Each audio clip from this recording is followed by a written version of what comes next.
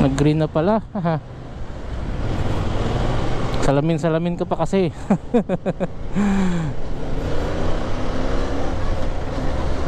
Ay, si kuya nag counterflow.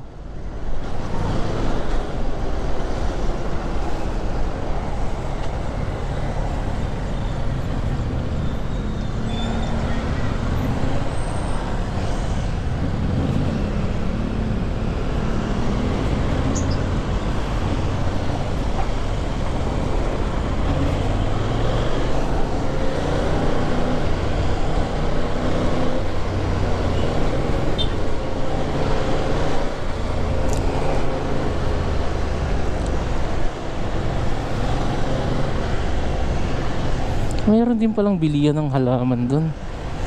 Nagpunta pa kami ng Boulevard.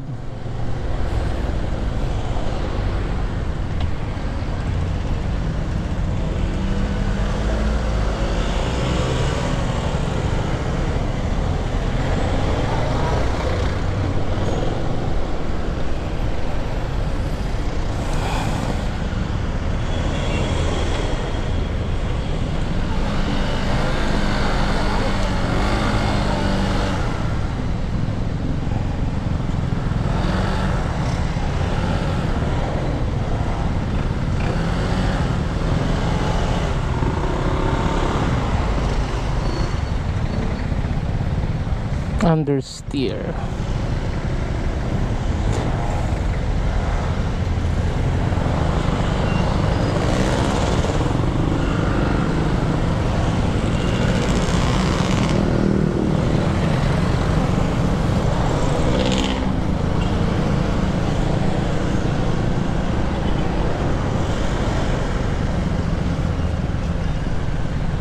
Okay kuya, lusot. Yan, nice. So, hindi na pwede dyan, sikip na.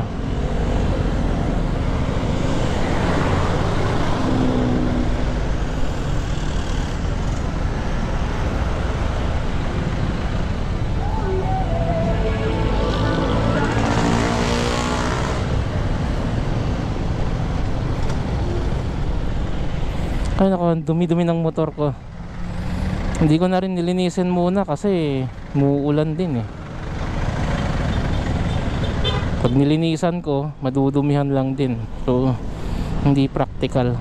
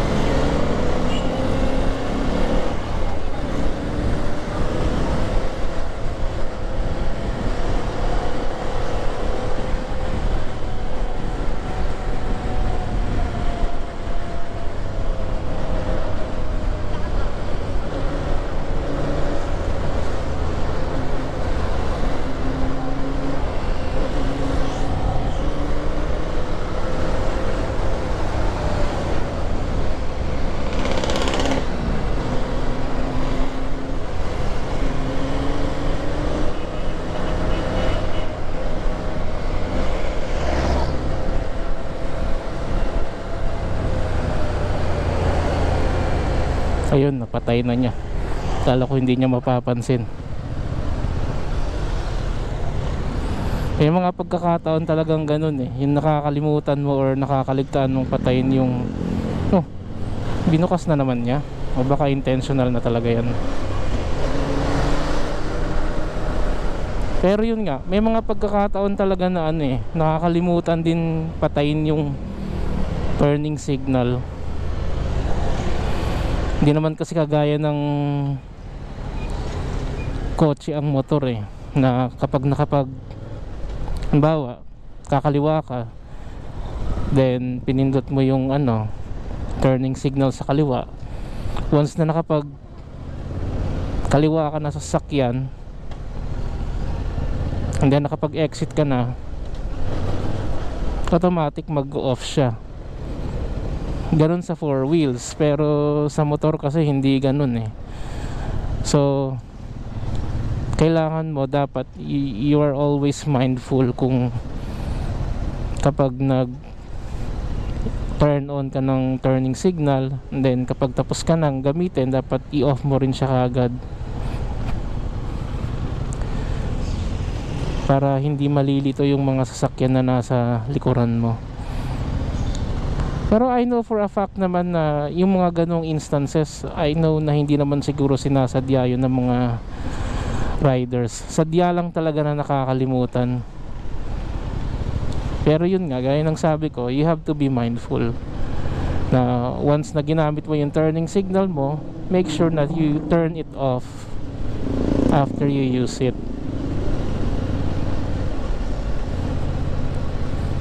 GoPro, stop recording.